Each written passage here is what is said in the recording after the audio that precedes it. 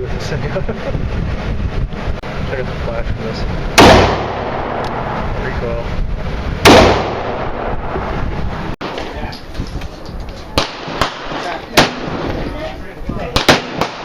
Top of the head.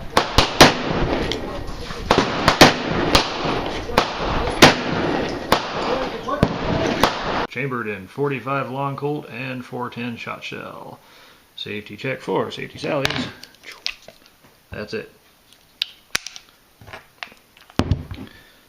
Now, what's the story with this thing? Well, if you haven't, been living under a rock for the past, I don't know how many years, you've probably heard of this thing. You've probably seen it in movies. It is famous mostly because of its looks and the fact that it's basically a handheld shotgun. The other thing that seems to be a lot of people underappreciate is the fact that it's very versatile. Now, if you're someone that really isn't into collecting a lot of firearms and you just want kind of like a jack of all trades, this is your guy. Now, as things, anything that does many things, it won't do everything great. It does a lot of things good, but there are a lot of things that are more specialized that do it better, like, say, concealed carry, home defense, whatever. There's other guns that are obviously more specialized for those things and do a lot better than this will. But this will do a lot of things. Home defense, concealed carry, sport shooting, camping gun, snake gun. Heck, you can even shoot clays with this thing. You can have a buddy toss clays and you can put in birdshot in this thing and knock them out.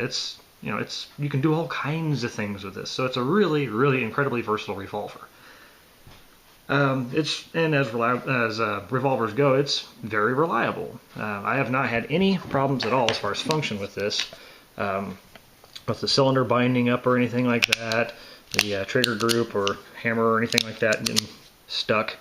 I mean, nothing like that. Everything, ejects, fires, good stuff. It is a little picky about some kinds of 410 shot shells. Haven't had any problems whatsoever with 45 long Colt, but with 410 shot shells, some of them are a little sticky going in, and particularly any kind of foreign-made shot shells in 410 are really hard to eject. And I found out what that amounts to is the difference between metric measurements and American, I guess the way they size the brass somehow, and foreign-made brands like I think Estate and Rio were a couple of them, and S&B, Cellier, Bellow, however you pronounce it. Those I've had problems where, you fire it and you go to eject it and you almost can't move this at all. You have to either really give it a solid whack and kind of tap them out, or you just have to kind of get your thumbnail under the edge of there and then pick them out. Because what happens is the brass will swell just a little bit because of that tiny, tiny fraction of an inch of difference. Anyways, going on about shells and everything, but that's the only issue. I mean, other than that, I've not had any, issues with the cylinder binding up or anything like that. So it's been just wonderful as far as that goes. And fun, oh my God.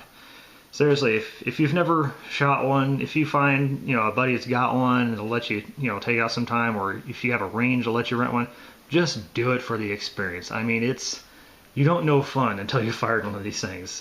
Part of it's because, you get this, obviously the big badass factor, this huge revolver, but you're also shooting these giant, for a handgun, these giant shells, which 410's small for shotgun shells, but for a handgun, this looks huge.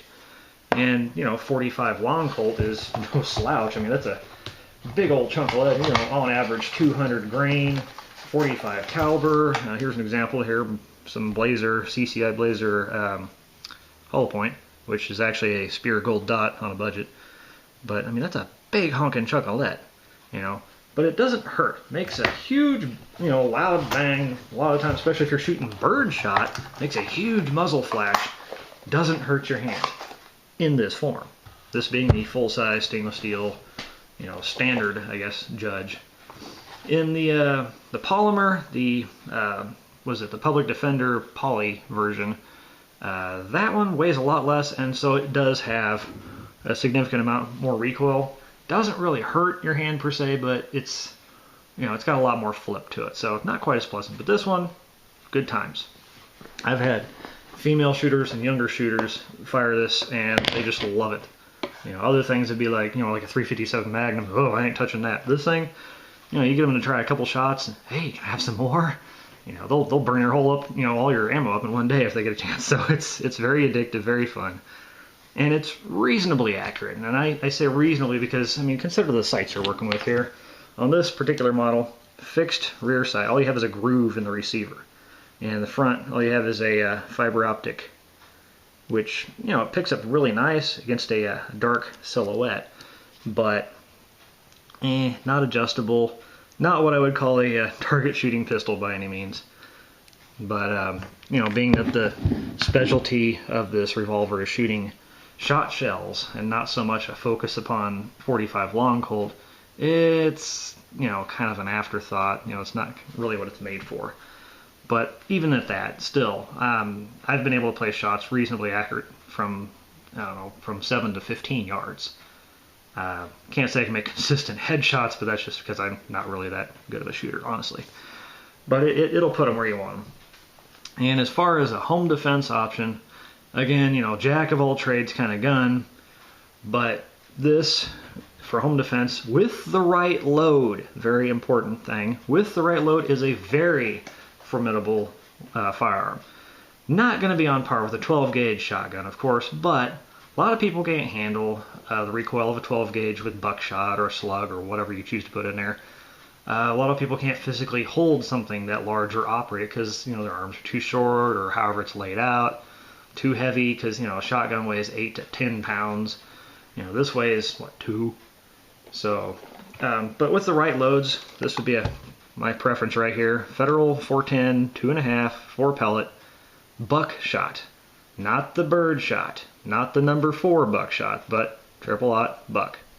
The other two that Federal sells in the 410 handgun, junk. They don't pattern worth a darn, they spray all over the place, and they don't penetrate anything. It's just, all you're going to do is annoy somebody, more or less.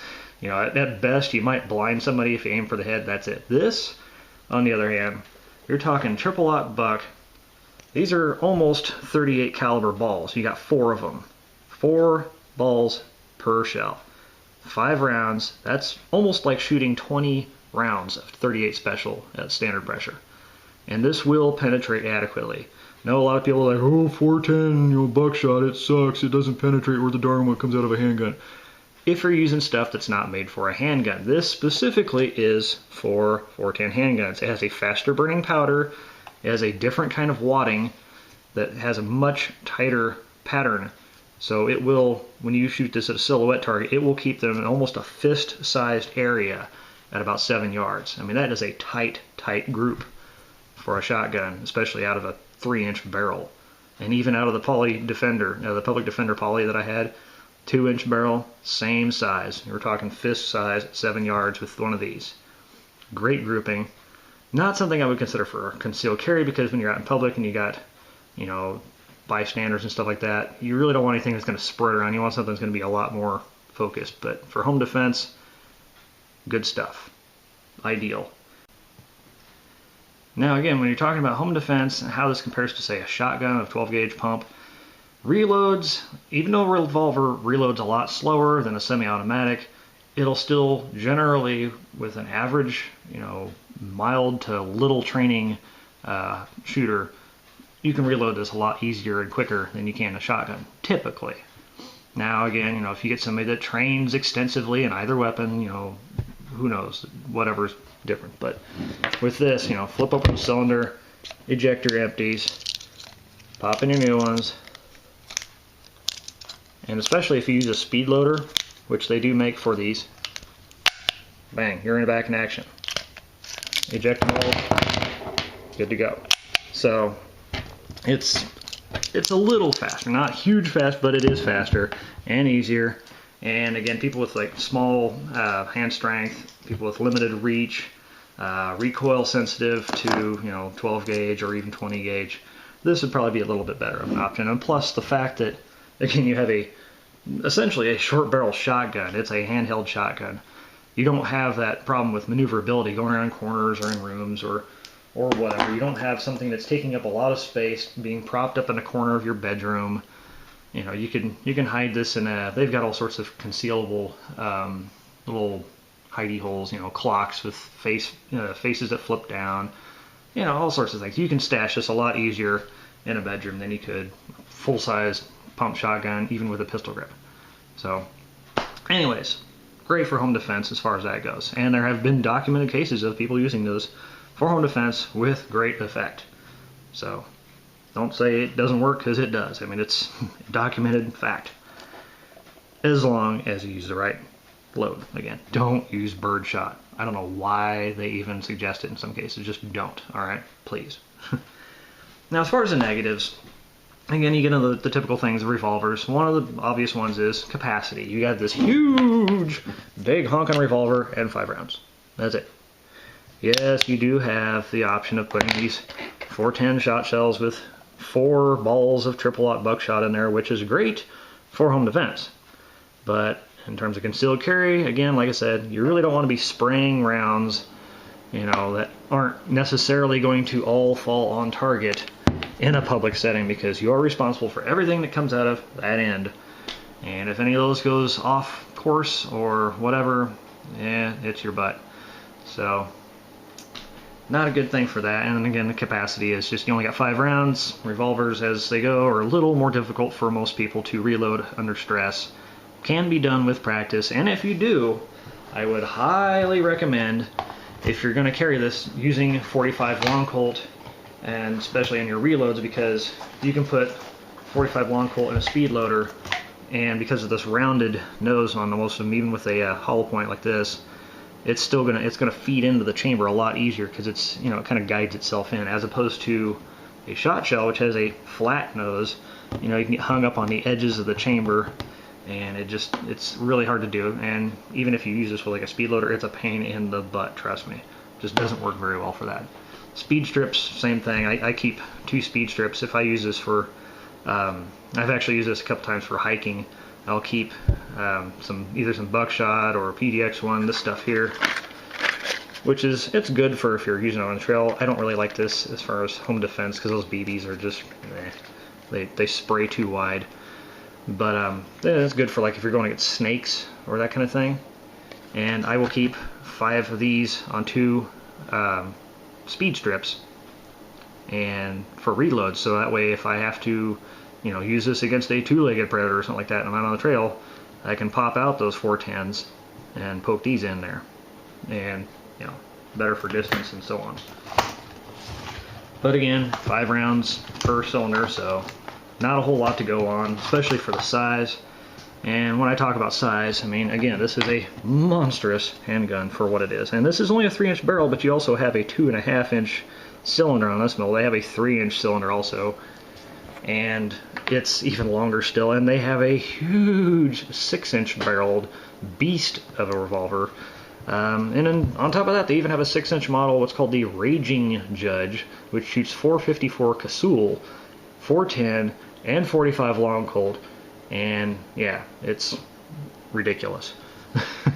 But compared to, this is here is a Smith & Wesson M&P compact 9mm, holds 12 plus 1 in the chamber, and 12 rounds plus 1, 13 rounds. Shorter grip, shorter length, a lot easier and faster to reload.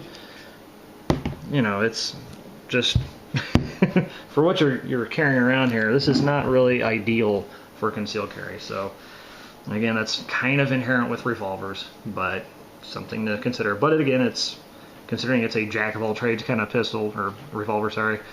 Yeah, it's hard to expect it to do everything great or any one thing excellent. Another thing I really care for myself personally, made in Brazil.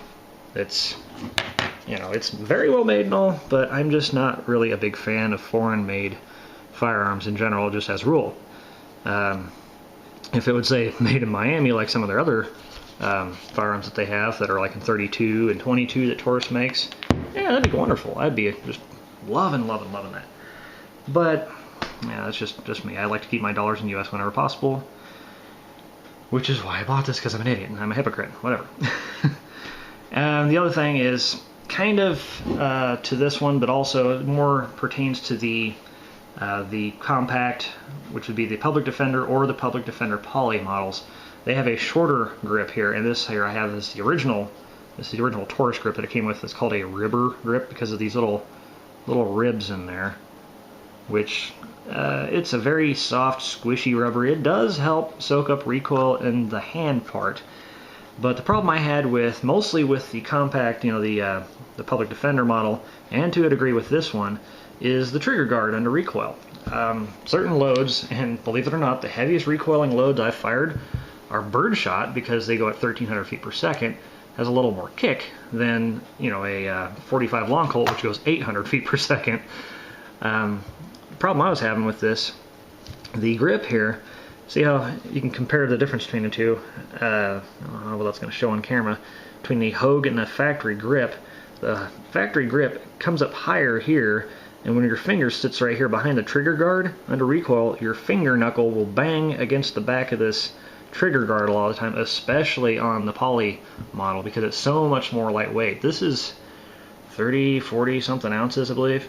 The poly model was in the 20s, so it's a lot lighter and a lot less mass to soak up the recoil. So when I was firing it, my middle finger was getting the crap beat out of it by the back of the trigger guard. It was kind of unpleasant. I mean, the back of my hand was, you know, comfortable as heck, and even with the shorter grip, you know, it was shorter than this, my pinky was still hanging off, but it was able to wrap under there. Didn't hurt my hand, didn't feel uncontrollable. I just didn't like my finger getting beat up. So that's something pertaining to the poly model that you might want to consider, or even just the steel Public Defender. And again, the grip that it comes with, the Taurus ribber grip, as they call it, I don't know. I'm not really a big fan of the whole ribber thing, because these little things I've had in the past with other Taurus pistols, like the 24/7, these little ribs just tear, just from general use, not even carrying or anything, no matter how well you try and take care of it. It's just this really soft, wimpy rubber, and it just kind of tears after a while, so you end up with this weird, smooth front, and yeah, it just doesn't work very well. And again, the shape of it doesn't help. Get one of these. This is a Hogue, I keep wanting to call it the Hogue handle, but it's the Hogue slip-on replacement grip. Real easy, one screw on the bottom here is all it takes. Takes a little metric Allen wrench to change it out, but slips right on, real easy. I think it was 22 and some change at Bass Pro Shops, but you can find them cheaper online or wherever, so highly, highly recommend it. And just a little side note, this full-size one, this is for a Taurus tracker, is what it's listed as. This will also fit the Public Defender and Public Defender Poly models. So all you need to do is invest in a slightly longer screw. I don't have the specifics on hand, but there's other videos on YouTube that show the conversion, and you can look up the size on there. I believe it's like a metric 0.9 by I don't know how many millimeters, but anyways, it will work, and it does improve the control and feel of it, and does not beat the crap out of your middle finger when you shoot it. You do give up, of course, a little bit of concealability, because you know your pinky is no longer hanging off in space. It's going to have something where to sit here, and you have an extra about a ½ inch of material there. But being that on this particular Hogue grip, they rounded this, unlike the GP100 by Ruger, the grip they make for that, which comes out straight like this. This is a lot easier to conceal. It's rounded, it's more organic shape, doesn't print real bad, so good thing to have. And then regarding holsters, another little quick trip here. This little guy, Black Hawk, cheapy. I mean, I'm not really crazy about these plastic clips, but these things for the money, real cheap, keeps the sweat off, very, you know, very reasonable for what it is. And inside the waistband, I'm actually can appendix carry this. There's just a pair of jeans and a light t-shirt, and it conceals with one of these. And this is actually for this is not specifically for the Judge, this is just for a 4-inch revolver. It's a size 2, yeah, you can read that. But it fits right in there just right. Conceals the trigger, gives you plenty of grip here, even covers the hammer so it's not poking you, you're not getting any sweat on the steel. You know, and this is like, it's less than 20 bucks most places. I think even Walmart sometimes you can get these, so you know, just something for a cheap consideration. Ideally, I would suggest a Remora. I have one for the Public Defender model. I don't have one for the full size yet, so just haven't gotten around to it. So those would be my suggestions for that. And again, the loads, you know, 410. This one's pretty good for 45 long Colt. There's also the Hornady Critical Defense, which doesn't really penetrate that well. Expands good, but doesn't go very deep. Spear Gold Dot, of course, would be an excellent choice. And they have a few others that are specific to the Judge.